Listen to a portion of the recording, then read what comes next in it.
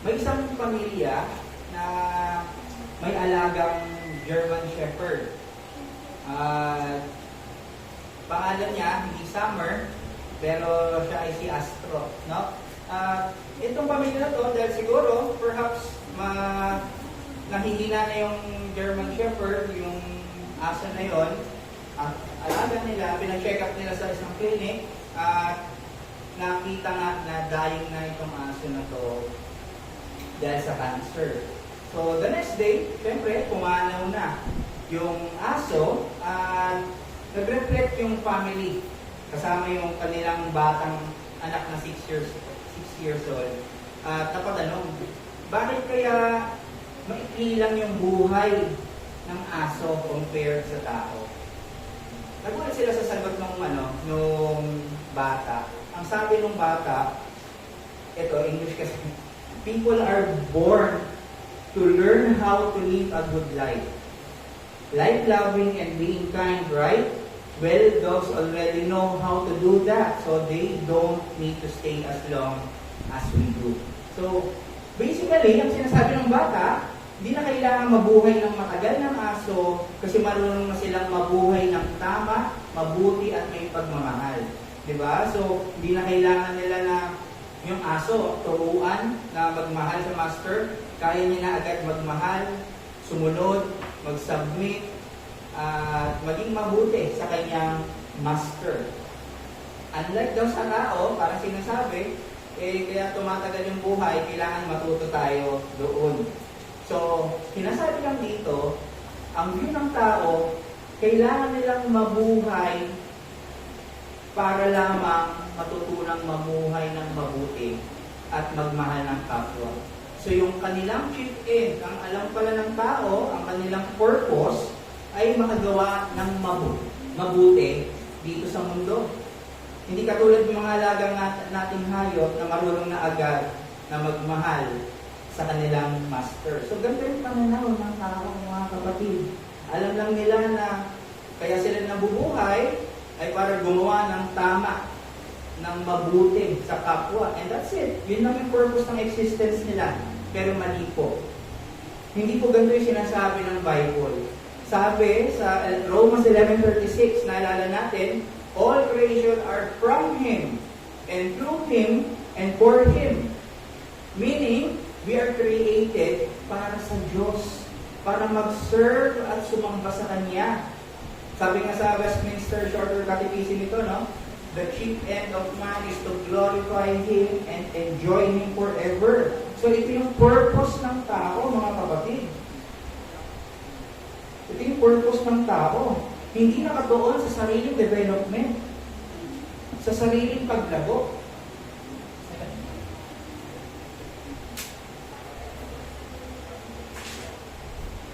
Pero, ang buhay at pamumuhay ng tao ay para lang ultimately sa Diyos. Nakita po natin. Kaya maraming naguguluhan. Ano ba ang purpose natin? Ang mga sagot lang ng tao, ay hindi. Maging maayos ka lang. Mag-develop ka lang ng maayos. Magmahal ka lang. Wala kang inaagrabyado. Wala kang kinakapakan. Pero hindi po ganun. Ang buhay pala ng tao, sinabi sa Bible, ang buhay at pamumuhay ng tao ay para lang ultimately sa Diyos. Amen? Ano po yun?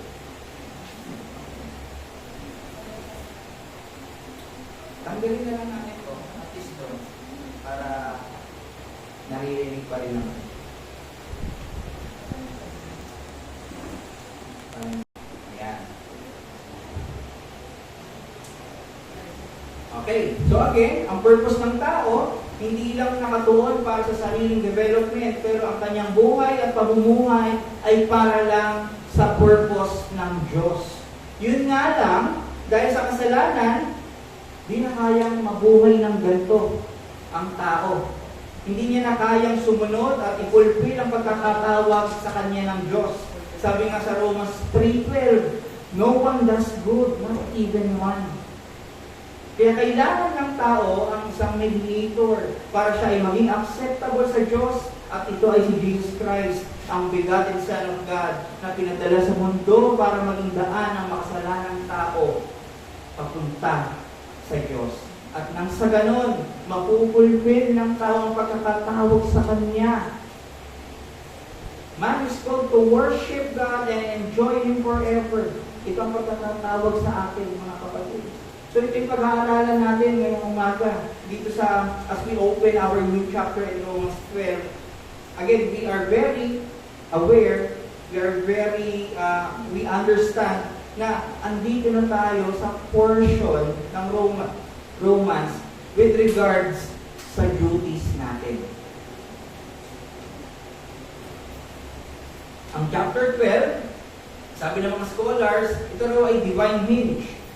From 1 to 11, we learned the gospel truths.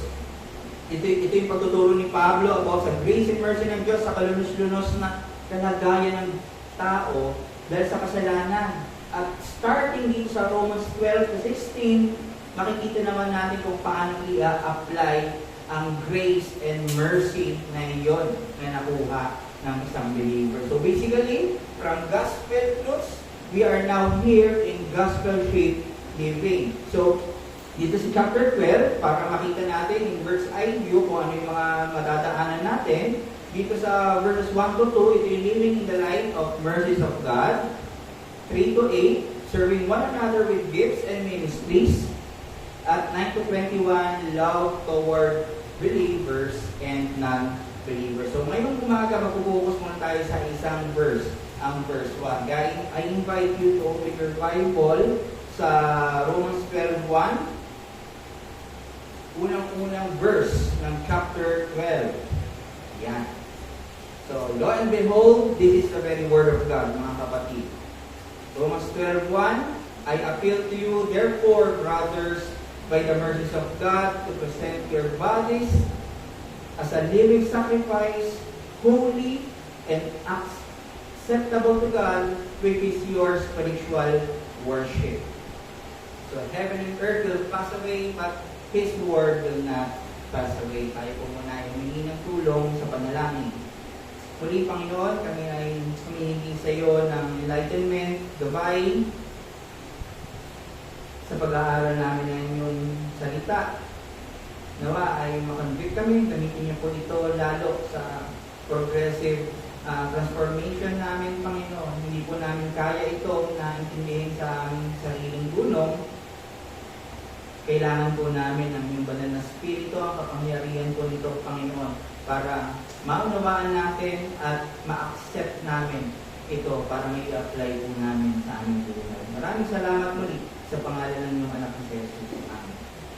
So itong binasa natin, or sa 12 to 16, tinawag ito ni John Calvin as the principle from which all the duties of holiness flow. Marami kasi nagpupursige sa kabanalan, nagpupursige sa pagsunod sa Diyos, pero wala silang basihan. Walang pinag-ugatan. Marami nagsasabing they worship God, pero saan kaya nakaugat yun? Bakit sila nag-worship? Ano ang drive sa kanila? Para magsambahin ang Diyos. Pero again, di ba, nasabi natin, or napag-aralan natin sa Sabbath school natin, na we have to learn the truths, doctrines about God, His persons and attributes, His works, at doon na magbabase sa ating pagsamba at sa ating pag-serve sa Panginoon.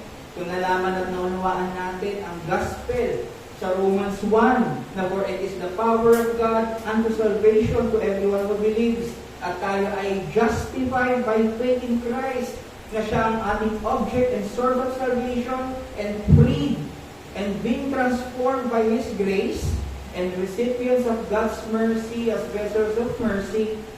Ito ay ang pagtawag sa atin ni Pablo sa spiritual worship. Dito tayo makakapag-worship ng tama. Kasi pag wala tayong blessings, kung wala tayong gospel blessings, hindi natin naunawaan ang gospel truths, hindi tayo makakapag-worship biblically. So ito ang mensahe natin ngayong umaga. This is God calling us to to respond to Him by living in light of His generosity, goodness, grace, and mercy, as seen in His redemptive work and our adoption into His kingdom and family through Jesus Christ. In short, tinatawag ang lahat ng tinubos ng Diyos sa pamamagitan ni Kristo para mamuhay ng pagsamba at pagsunod sa Kanya. Well, magkakaiba tayo ng sanctification. Now, as believers, dito tayo magkakapare-pareho. Dahil iisa lang ang pagkakatawag natin, iisa lang din ang dapat na response natin sa grace and mercy. At ang response na ito ay ang ating service at worship. At para maunawaan natin ang pagtawag sa atin ng Diyos na mamuhay sa Kanya, may dalawang punto tayong pag-aaralan ngayon. Una, mercy is the highest basis of our worship. Pangalawa, worship is the highest end of our living. So tignan muna natin ang una. Mercy is the highest basis of our worship. Sabi sa Romans 12:1, I appeal to you, therefore, brothers, by the mercy of God. So this is a gracious call as a response to God's mercy. Ito ay pagtawag ng biyaya, mapagbiyayang tawag pala sa atin na mag-responde or mag-respond doon sa habag at awa ng Diyos. Yung appeal dito, na kung nabasa nyo, ang word na appeal dyan ay sa Greek word parakalo. No? Yung para, being near, close alongside. Yung kalo, ito ay from kaleo, to call or to summon. So meaning ni Paul dito, Paul is inviting. Paul is pleading. Na may sense na begging. No? Humihingi na, please, sumunod kayo. Please, sambahin niyo ang Panginoon.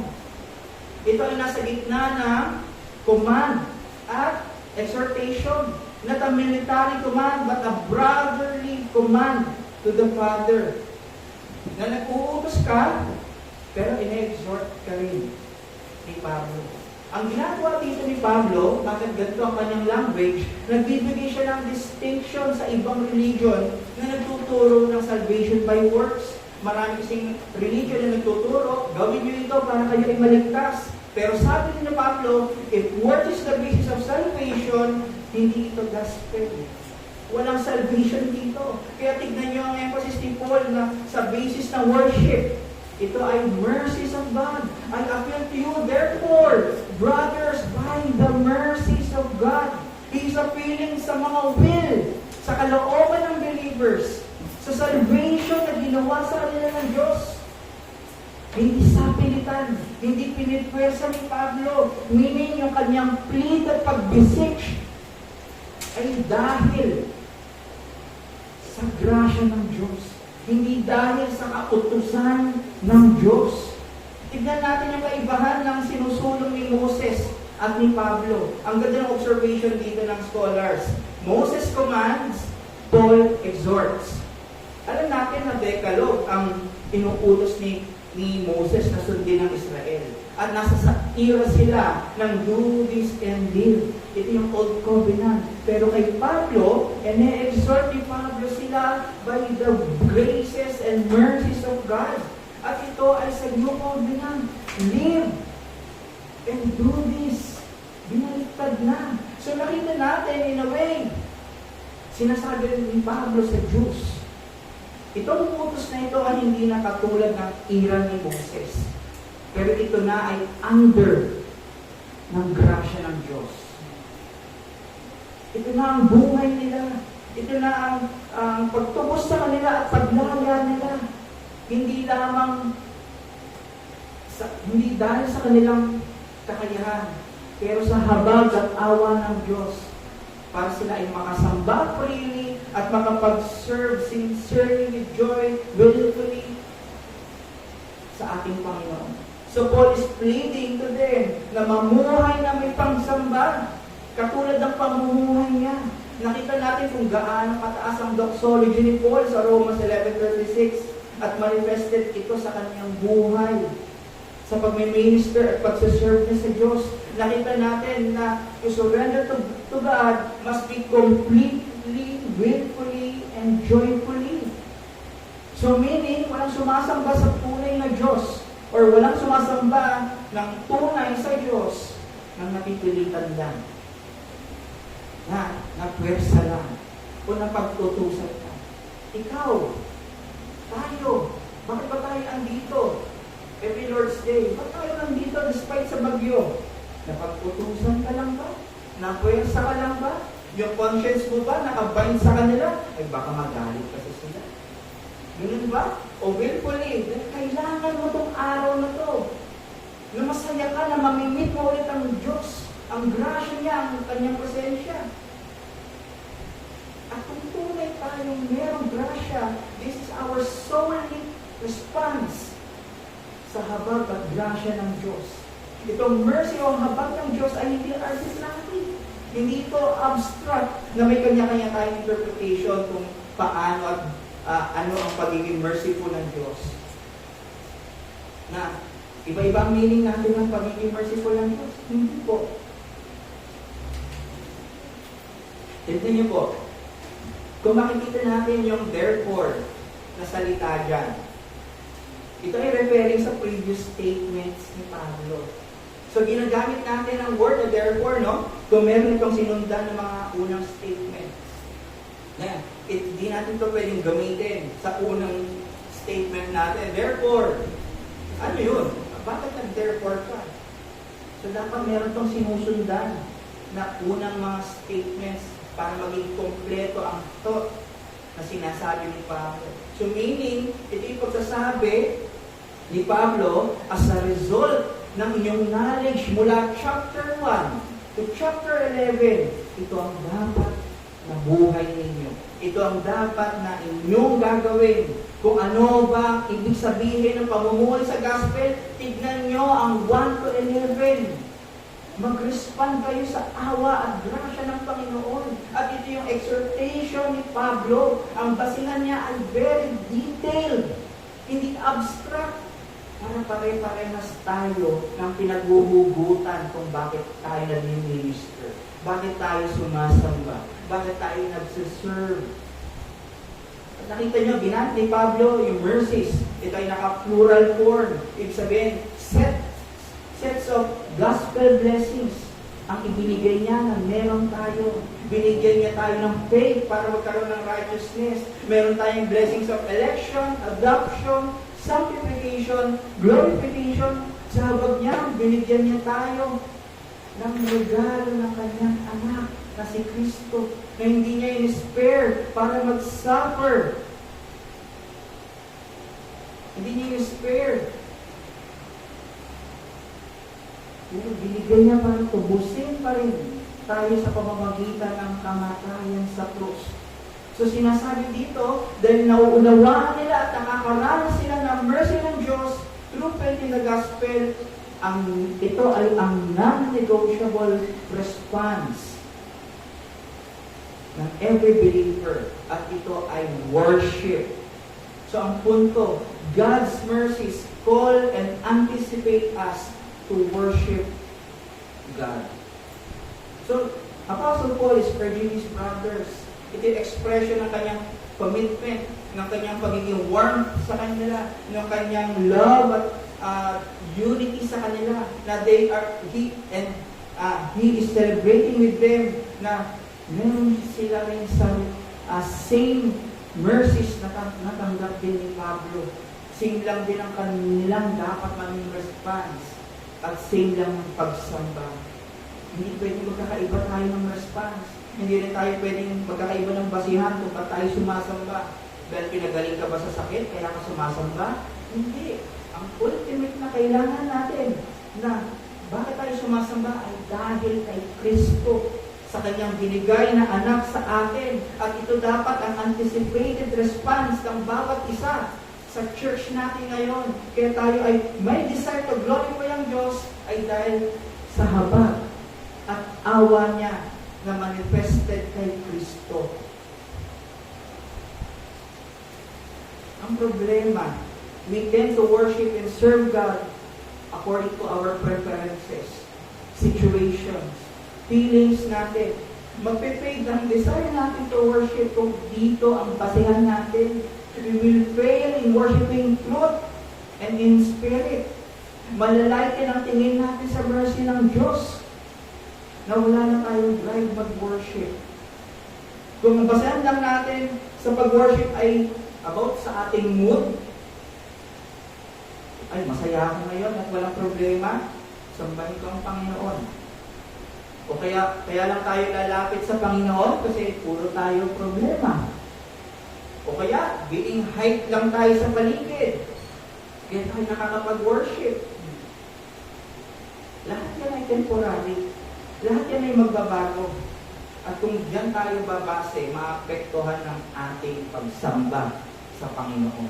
At yan ang gagamitin ni Satan para maging foothold sa atin. Dadayain niya tayo. Sasabihin niya, maghintay ka sa magandang pakiramdam mo, magandang sitwasyon mo, bago ka sumamba at sasang-ayon tayo doon. Ilang beses tayo sunang-ayon doon, mga kapatid. Kaya kung hindi mercy ang basis natin, mauupos ang worship natin. Hindi magkakaroon ng genuine worship at genuine motivation ang mga ginagawa natin. Hindi ba si Pablo, kahit nasa gitna siya ng suffering, nakakulong, binugbog, nagkasakit, halos mamatay dahil sa shipwreck, still sincere at tunay pa rin ang service niya sa Panginoon. Kahit wala siyang audience, dahil ang alam niya ay ang Diyos, the audience of one. Dahil alam niya, awa at grasya lang kung bakit siya nandito. Ginagamit lang siya ng Panginoon. Kaya kita niyo po, sabi rin ni Pedro sa 1 Peter 1:3, Blessed be the God, the Father of our Lord Jesus Christ. According to His great mercy, He has caused us to be born again to a living hope through the resurrection of Jesus Christ from the dead. Dahil sa awa niya, tayo ay pinanganak ulit through regeneration. At dahil sa awa niya, meron tayong pag-asa. Hindi lang sa future eternity, pero ngayong present time, makapamuhay tayo ayon at according sa katwiran ng Diyos. Ito yung pag-asa natin. May pag-asa tayong mabago kahit nandito pa tayo. May pag-asa ma-mortify ang kasalanan na pinapag-pray natin sa Diyos. Sabi nga ni Spurgeon, it is from the mercy of God that all our hopes begin. Dahil sa mercy and compassion niya sa church, He gave Himself to the church at para magkaroon ng pag-asa. He fulfilled His redemptive work on the cross na may punong-puno ng habag at pag-ibig. At itong pag-display ng Diyos ng kanyang habag at pag-ibig ay nakita sa krus ng Kalbaryo kay Kristo. At ito ang ginagamit ni Pablo para ma-motivate ang bawat isa sa mga Romans na converts at sa atin ngayon to worship our God deeply, sincerely, lovingly. Hindi dahil maginhawa, hindi niya ginamit yung yaman, hindi niya ginamit yung sitwasyon mo ngayon or feelings or emotions mo. Ang ginamit niya ay si Kristo at ang kanyang ginawa sa krus. Ito ang dapat tumawag sa atin para mag-celebrate kung bakit tayo magsampa sa Diyos. Hindi dahil nakasurvive tayo sa bagyo. Yes, provision yan ng Lord. Pero hindi dapat yun ang ultimate na dahilan kung bakit tayo sumasamba.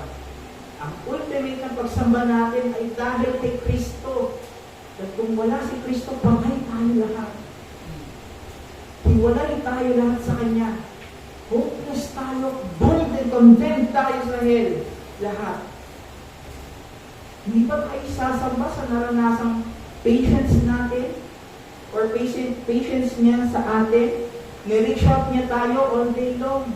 Na dating kaaway, dating rebelde, laban sa Kanya, pero nanatili pa rin siyang tapat sa pangako niya na magdilig pa siya sa awa niya. He still showed His love for us by giving His Son to die on the cross while we are still sinners, while we are still His enemies. Hindi niya hinintay na maging kakampi niya muna tayo bago tayo iligtas sa krus.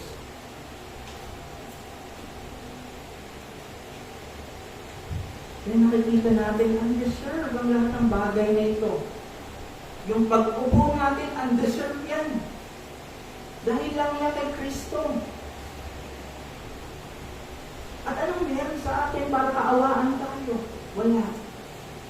Lahat tayo, rebelde. And even now, kahit converts na tayo, we always take Him for granted. We always deny Him. We are always exchanging Him sa mga temporary pleasures. Mas sinusunod natin yung gusto natin kaysa sa kalooban niya. Sa isang araw, halos di natin siya naisip. Dahil sa busyness natin, o kaya naman, we devote ourselves to our commitment mismo. Hindi sa Kanya. Isipin mo, nagko-commit ka, ang faith mo ay doon sa commitment mo sa Kanya. Hindi doon sa source ng commitment. Na-inlove tayo sa ginagawa natin sa Kanya, imbes sa Kanya mismo. Ito naging problema ng 7 churches. Nakalimutan nila ang first love nila. Inuna nila, naging mahal nila yung kanilang ginagawa na sa Panginoon at hindi na ang Diyos. Yes, we have to love yung ating ginagawa para sa Panginoon. Pero ito ay, sabi nga sa Luke 10, huwag kang matuwa dyan. Huwag kayong sabi ni Christ, di ba, sa apostol, huwag kayong matuwa sa ministeryo nyo. Matuwa kayo, mag-celebrate kayo dahil yung sa iyong pangalan ay nasa aklat ng buhay. Kahit stagnant tayo, wala tayong nagagawa. Kung meron tayong pananampalataya, kosya ng pag-celebrate sa'yo. Nasiming walang nangyayari, tahimik yung ating growth. Pero hindi natin alam, pinatatakad yung ating isipan. Pinapa-observe ng Panginoon yung nangyayari sa paligid para ma-appreciate mo kung ano yung meron ka. Nang wala yung mga basis sa labas kay Kristo. O kaya naman, we willfully neglect ang ating Diyos. Minsan naisip natin, walang vitamins of grace. O yan, napakaliit ng tingin natin sa Lord's Day. We may be present, pero asan tayo? Asan ang isip natin? Ang isip natin, unforgiveness towards sa ating brethren. Ang puso natin may pride sa ating mga kapatid. Yung ating pag-iisip ngayon, individualism. Wala akong pakialam sa kanila. Ako at ang Diyos lamang. O kaya, anong oras kayo natatapos? Alas 12 na. Hindi niyo ba nakita na provision ito ng Panginoon? Na kahit nagkaroon ng bagyo, na late tayo, nawala tayo sa pwesto ng ating schedule, na natili pa rin na ang presensya niya ay narito. At binabago, kinoconvict tayo more than dun sa ating schedule at plano. Pero we pray na, syempre, we desire yung orderliness at yung plano natin ay mangyari. Pero mainam pa rin ang kalooban ng Diyos. Pero ganun pa man, dahil sa mercy ng Diyos, kahit ganun natin tignan ng Diyos, yung mga binigyan niya means of grace, still, we are sustained. Still, we are preserved. Kahit ka nga hindi nagpe-pray, binigyan niya sa iyo yung dapat mong ipag-pray sa Kanya. Tapos iisipin natin, hindi tayo pinapakinggan ng Diyos. Tapos iisipin natin, namimili ang Diyos. Tapos iisipin natin, malupit sa atin ang Diyos. Sabi natin hindi pinanalangin sa Panginoon, pero nasa sa atin ngayon. Hindi nga tayo nanalangin, naggisingin tayo bukas. Or bago tayo magising, hindi tayo nanalangin, gisingin mo ako after 30 minutes. Siya yung gumising sa atin. Siya nagbigay ulit ng buhay. At ang gagawin natin, mag-pray tayo to respond sa ginawa niyang blessing of life sa atin. Sabi nga sa Revelation 3:22 to 23, the steadfast love of the Lord never ceases. His mercies never come to an end. They are very new every morning. Great is your faithfulness. Appreciate po ba natin yung awa niya na palaging bago? Pero yun nga ang nagiging problema ng tao. Pag laging bago, laging consistent, laging libre, ang tendency sa atin, lumiliit yung value. Pero sa Panginoon, hindi. Kahit ganun ang pag-iisip natin, minimake sure niya ang kanyang awa ay palaging bago at sapat sa atin kada umaga. Kahit na na-struggle tayo sa kasalanan, sa awa niya, we can still cry to Him, Abba Father. Sa awa niya, nare-remind tayo ng Holy Spirit na we are God's children. At hindi ma-overfit yun. Hindi tayo ma-children ng Diyos. Kahit na we commit disbelief sa Kanya, dahil inuuna natin ang mga unbiblical expectations natin, still, comfort pa rin tayo. At pinapaalala na we are now no condemnation. At yun dapat ang ating expectation. Hindi yung mga unbiblical, unreality na expectation. Kahit pa nagagawa natin itong mga bagay na ito, we will never lose Him. We will never be abandoned by God. And I hope, church, this will move us all in worship. Worship na hindi lang sa muso, hindi sa pretense, kundi sa pamumuhay ng buong buo sa Panginoon. And this includes our mind, our hearts, and strength, our bodies. And this leads us to our next point. Worship is the highest end of our living. Again, I appeal to you, therefore, brothers, by the mercies of God, to present your bodies as a living sacrifice, holy and acceptable to God, which is your spiritual worship. So again, Paul is appealing and pleading sa lahat ng Christians sa Rome, and this includes us to worship God based on His mercies. So, I have to note, spiritual worship includes our bodily service. This rejects the notion na ang spiritual worship ay limited lang sa spiritual aspects. Pero sinasabi sa atin ngayon, yung ating pamumuhay, hindi lang sa pag-iisip, hindi lang sa ating mga nararamdaman, pero pati sa ating gawa. Ito yung ating spiritual worship sa Panginoon. Ito ay dapat may pagsamba sa Panginoon daily, hindi weekly, hindi every Lord's Day, pero araw-araw, oras-oras, every second na buhay tayo, we must offer ourselves to God. Nalaman natin kanina kung ano ang basihan ng pamumuhay natin, ng pagsamba at pag-serve, at ito ay according sa mercy ng Diyos. Ito naman yung manner ng pamumuhay natin sa Diyos as we offer ourselves to God. So, mind, heart, and soul. Ito yung tinuturo ni Christ sa Matthew 22. So, fulfillment ito ni Pablo na tinuturo niya yung teaching ni Christ na sundin at gawin. We must love God with all our hearts, mind, and soul. In short, walang channel sa ating buong pagkatao ang hindi pwedeng hindi i-submit, hindi i-present sa Diyos. Lahat-lahat. Sabi, present your bodies. Ang present or offering ay may kinalaman sa sacrifice at worship, mga kapatid. Yung present, ito ay ginawa ni Christ sa Luke 2:22 nung dinedicate siya sa temple sa Jerusalem, no? Nung bata siya. Ang present doon ay to dedicate and offer to God to set apart itong bata na ito para sa Diyos at ina-acknowledge na owner or ang kanyang God's ownership. Hindi siya belong sa mundo, pero ito ay belong lamang sa Diyos. So ito ay hindi lang sa isip, hindi lang belong ang ating isip, yung puso natin nasa mundo,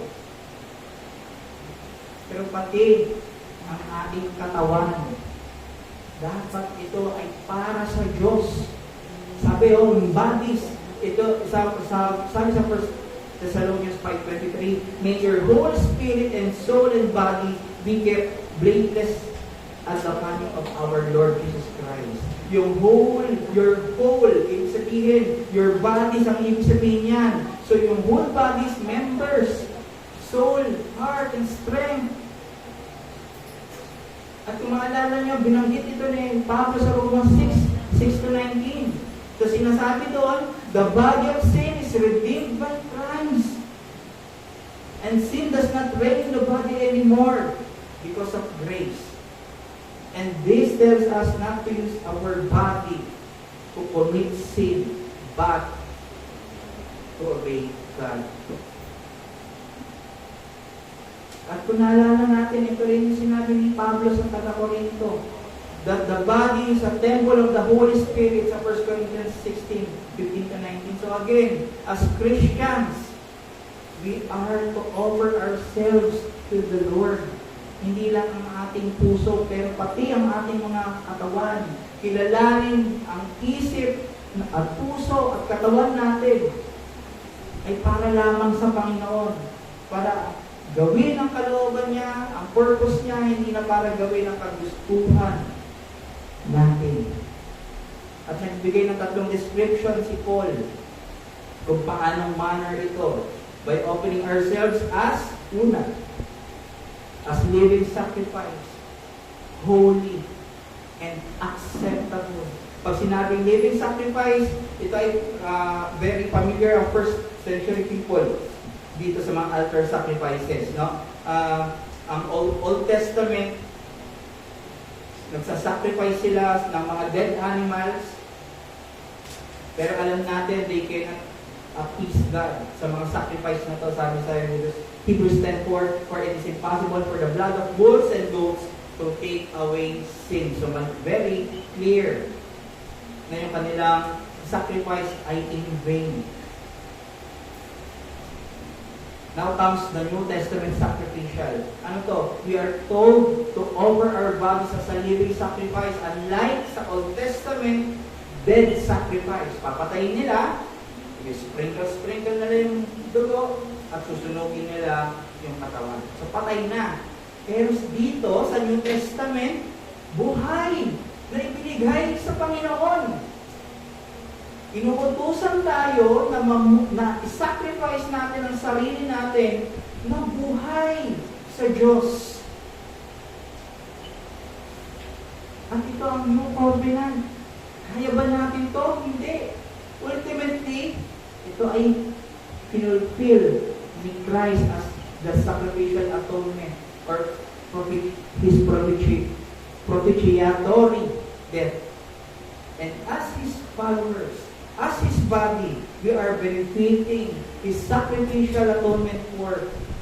We are alive with Christ. Therefore, we have to give ourselves as a living sacrifice for God. We offer ourselves not an atonement sacrifice para tayo maligtas, but in the sense of worship, obedience, in the sense ng sanctification, mga kapatid. We are to live for God, not to die for Him. Ang namatay na si Kristo para sa atin, and we have to die daily to live for God. Ito yung prinsipyo nito, ng living sacrifice. We are not taking others' lives to sacrifice, but giving our very own. And this is the very gospel, very message of the gospel. Holy. Kanina, living sacrifice. Pangalawa, holy. Set apart for Him in holiness. We are consecrated. in Christ by faith. Ang ating buhay na ay for God's disposal and for His purpose. At very message din ito ng gospel. The gospel grants us as holy and blameless by faith in Christ. Set apart na tayo sa mundo. At tayo na ay belong sa Diyos. At number 3, acceptable. We are accepted because of Christ. Submission sa kanyang katotohanan at salita. We are yielding and abiding sa kanyang katotohanan. And again, ito ay mensahe ng gospel. We are accepted by God through the gospel. So itong tatlong ito, mga kapatid, living sacrifice, holy and accepted, ay language ng gospel. Si Jesus Christ lang ang sacrifice living. Or living sacrifice, meaning willfully. Hindi siya natakot. Hindi pinuwersa ang kanyang sarili para i-sacrifice, mamatay. Pero ibinigay niya ang kanyang sarili. Yes, nakita natin ito. Yung account ni Abraham na giving sacrifice si Isaac. Pero hindi natuloy. Dahil ito lang, ito ay natuturo lamang sa gagawin ni Kristo. Siya lamang yung naging ultimate living sacrifice. And as His body, tayo, we partake yung itong pag-submit ng ating sarili, kung paano niya sinubmit ang kanyang sarili. And by faith, all believers ay meron din ito. We are now alive. Regenerated tayo. We are now holy. Separated na tayo sa mundo. And we are now accepted, pleasing. Beloved tayo, tignan ng Diyos ngayon. Tinitreasure tayo ng Diyos ngayon. May pleasure sa atin ng Diyos ngayon. Hindi dahil magaling ka. Hindi dahil magaling ako. Pero dahil sa dugo ni Kristo na nasa sa atin ngayon. Dahil sa ginawa niya sa krus ng Kalbaryo. At ang sinasabi ni Paul ngayon, itong meron tayo, living, we are alive, holy and acceptable, ay hindi lang dapat sa title at posisyon. Ito ay tinatawag tayong ipamuhay. And this implies that all believers need to live out these gospel blessings. And this is very certain na mapupulpil. Ano ba mangyari ito? Mapupulpil ito sa Jeremiah 31. I will put my law within them and I will write it on their hearts. I will be their God and they shall be my people. At inulit-ulit ito ng Diyos sa Ezekiel 36. And this time, mas clear, mas detailed ang pangako niyang gagawin niya sa kanyang mga anak. And I will give you a new heart and a new spirit, and I will put within you. I will remove the heart of stone from your flesh and give you a heart of flesh. And I will put my spirit within you and cause you to walk in my statutes and be careful to obey my rules. And you shall be my people. And I will be your God. Ang ganda ng susunod. And I will deliver you from all your wilderness. All your unclean hearts. Nakita po natin yung pangako ng Diyos. Lilinisin yung ating puso at isip sa karumihan, sa mga indwelling sins natin. And this is true sanctification. So God promised us, He will consecrate us for Him. Hindi lang sa inner consecration, pero ito'y magmamanifest sa ating service through submission and obedience sa Kanyang salita. At sa ganitong paraan, natatransform tayo. Kaya nga, exhortation ni Paul na iset ang ating isipan sa spiritual things. Colossians 3:1-2. This does not mean na wala nang kinalaman ng physical na aspeto. Pero this only means na ang focus at concern na natin ngayon ay mainly the things of the Lord. At magmamanifest yan sa ating buhay. At kung ang pamumuhay natin ay ganito, sabi ni Pablo, this is our spiritual worship to the Lord.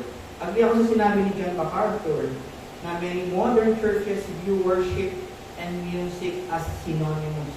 Na hindi ka daw pwede mag-worship pag walang music. Maraming mga ganong belief sa church ngayon.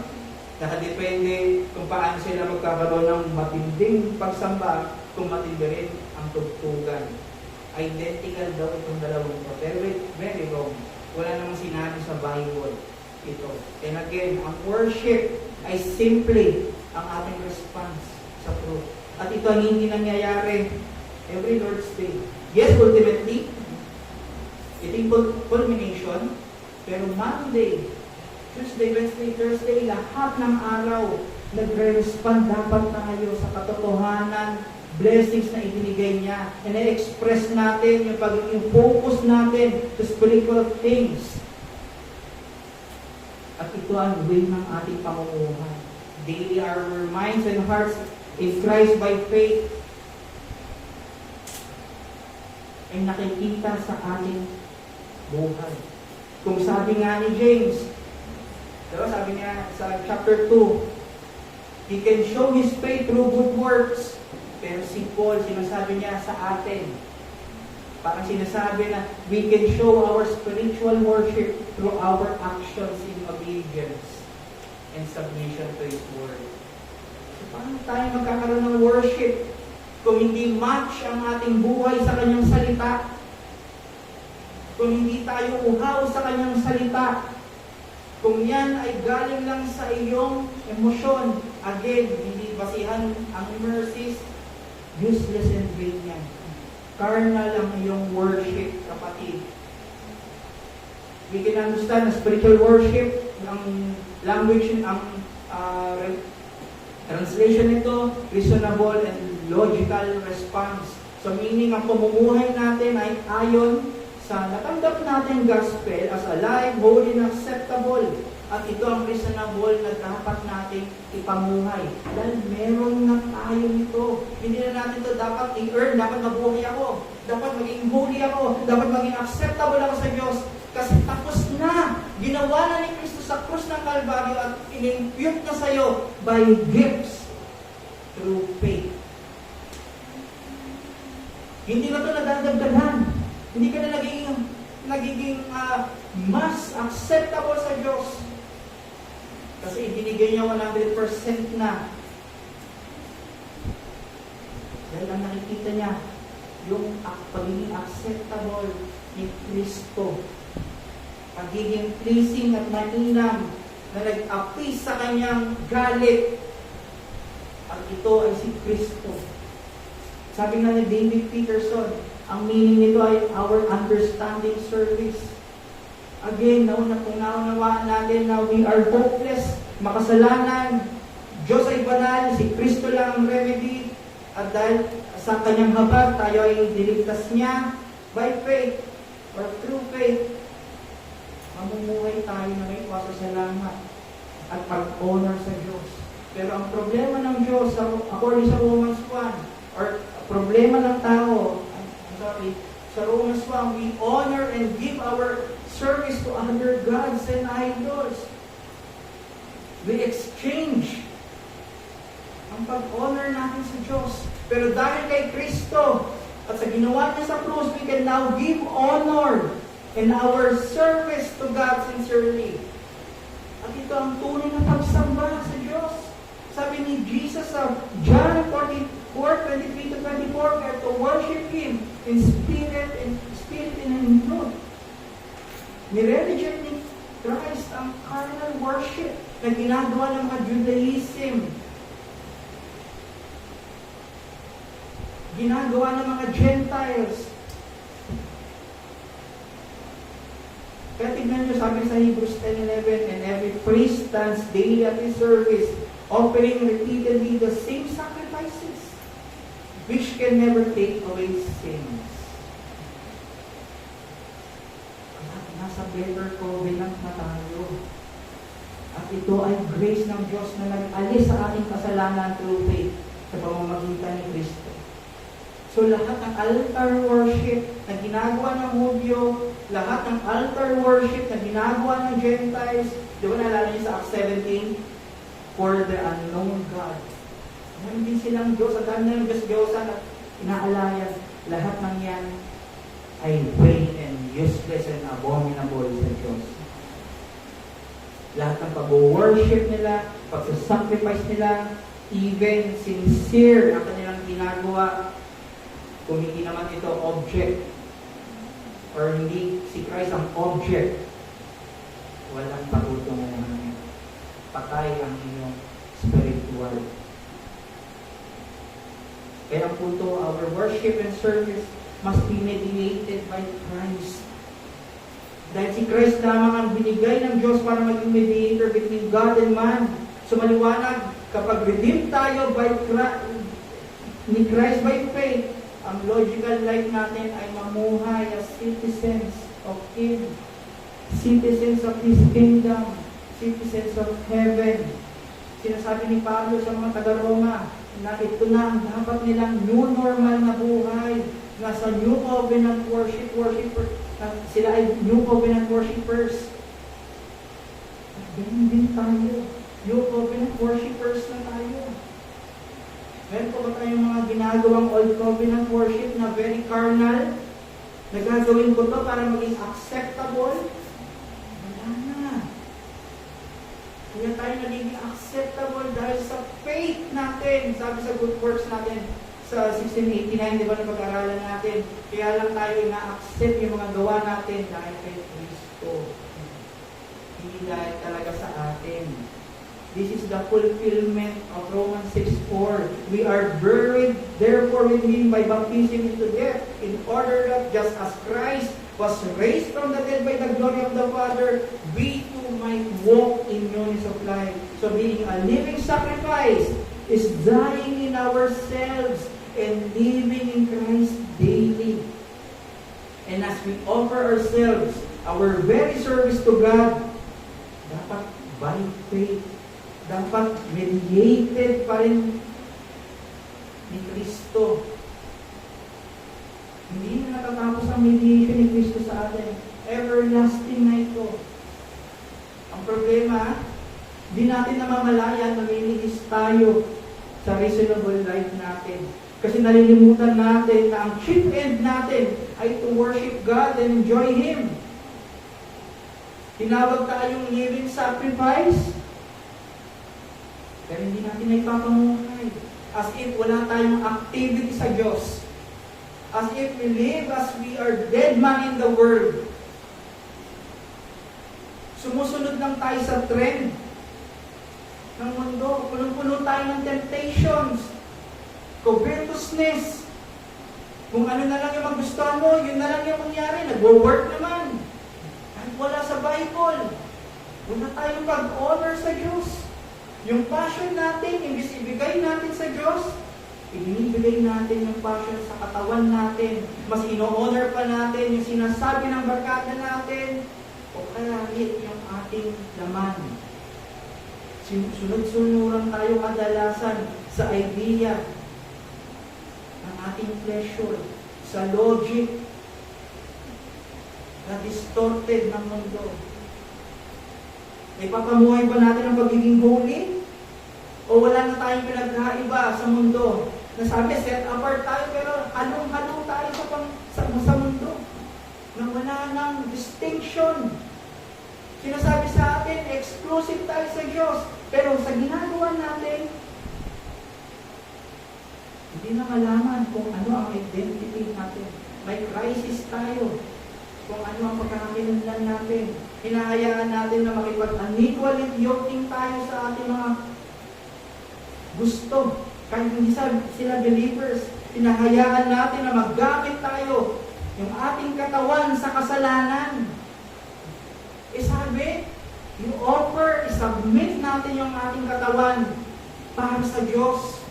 gumawa para sa Diyos, hindi gumawa sa ating kasalanan dahil hindi na tayo obligado na sundin yung ating katawan. Wala na tayong obligasyon. Wala nang dominion sa atin. Kaya na natin talunin at mag-say no more. We have the power. Dahil meron tayong indwelling spirit. Kaya niyang i-shock ang indwelling sin. Yun nga lang, very pleased ka to welcome the temptation. Acceptable ayon ba sa salitang pamumuhay natin? In short, are we submitting to His Lordship? O nasusunod na lang tayo palagi? Prideful ba tayo na na-express natin willfully ang pag-commit natin sa kasalanan? Anong klaseng pagsapang pamumuhay meron tayo? Ayon ba sa gospel? We pray na tulungan tayo ng Diyos na mag-submit sa Kanya.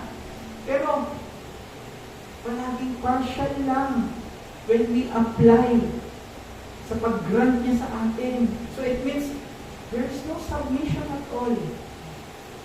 God wants our totality, our total mind, total strength, total hearts, total submission, obedience, and consecration. Yung pagtatrabaho ba natin sa opisina ay para lang sa Diyos? O para sa ambisyon natin? Yung desire ba natin at pagpili ng mga bagay na gusto natin ay para ba sa Diyos? O dahil sa yung preference natin eh. Yung desire natin sa pagpasok sa relationship ay para ba sa Diyos?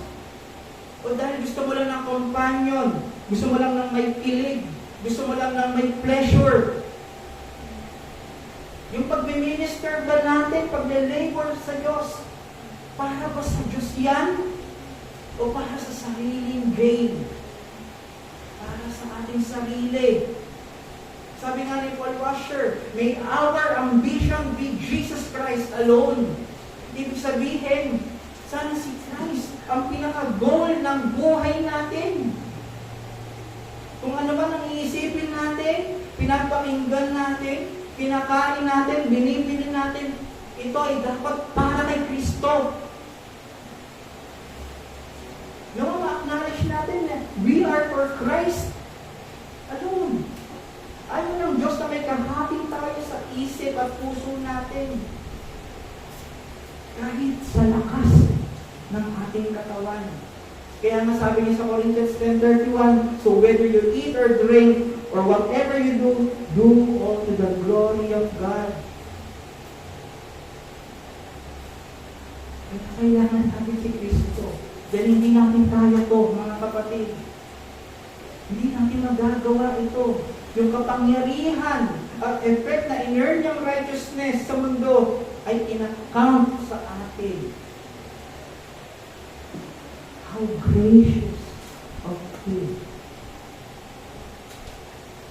He gave Himself as a living sacrifice para sa atin. Sabi sa Galatians 2:20, nawa ito ang maging buhay at ang ating battle cry every day of our lives. I have been crucified with Christ. It is no longer I who live, but Christ who lives in me. And the life I now live in the flesh, I live by faith in the Son of God who loved me and gave Himself for me. Ibinigay niya ang kanyang sarili sa iyo. Bakit hindi natin kaya ibigay ang sarili completely and totally sa Kanya? Why are we running from the one who gave Himself for us? Bakit tayo tumatakbo sa pagsunod, sa pag-submit? Si Kristo never tinakbuhan ang Kanyang duty, ang Kanyang gagawin, ang Kanyang ministry. Ginawa niya pa rin ito para sa ikalwalhati ng Diyos. At sa pag-ibig at compassion at awa sa atin ngayon. Dahil ito. So I hope ma-appreciate natin ang awa na ito. Maging basis kung bakit tayo nag-worship. At itong pagiging worship natin na basis sa mercies of God, na base sa mercies of God, ito yung may pamumuhay natin araw-araw. Huwag natin ikahon ang worship. Yes, Lord's Day. Pero Monday, we are giving worship. We are spiritual. We are giving sacrifice sa Diyos. We are acceptable sa Diyos. We are holy sa Diyos. Hindi lang ito nangyayari weekly. Ito ay every second of our lives. Nawa, magdulot sa atin is lalo pagkaliit at pagkakaroon natin ng pangangailangan palagi ng mercy niya na bago araw-araw. Anong challenge natin? Grow in the knowledge of Christ. Paano magiging basihan ng ating pagsamba ang mercies of God? Kung hindi tayo consistent na nare-remind ng gospel, hindi tayo consistent na may na-add sa ating truths and doctrine by reading and meditation, paano tayo yayaman sa pagkilala sa Kristo at makita at makilala ang kanyang habag kung hindi natin hinahanap muna ang kaharian niya at ang kanyang katwiran. Nawa, tayo ay lumago po dito. In and out of season. Kahit ang sitwasyon, we have to grow in knowledge of Christ. Romans 8:28, all things work together for good. Mababasa natin or makikita natin na kahit nasa pighati tayo, may revelation at pagkilala pa rin. May pagkilala pa rin tayo kay Kristo. Then nakikita natin na siyang ultimate helper, ang Spirit ay helper, siyang advocate and intercessor natin, na nakikinig at matatakbuhan natin. Number 2, grow in imitating Jesus Christ.